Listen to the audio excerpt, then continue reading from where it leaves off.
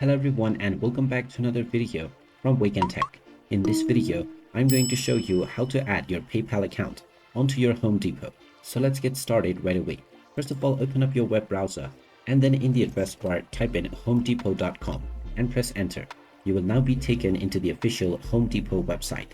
If you haven't logged into your account already, click on the login button at the top right corner and then proceed forward with your email address and your password.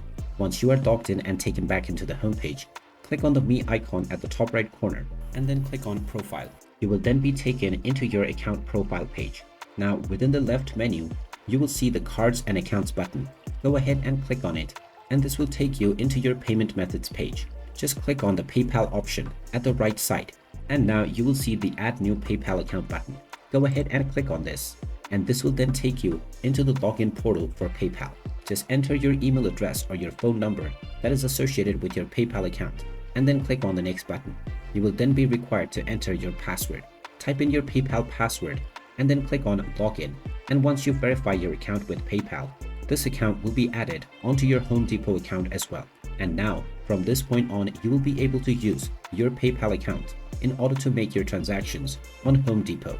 And there you have it. That is how easy it is to add your PayPal account on your Home Depot account.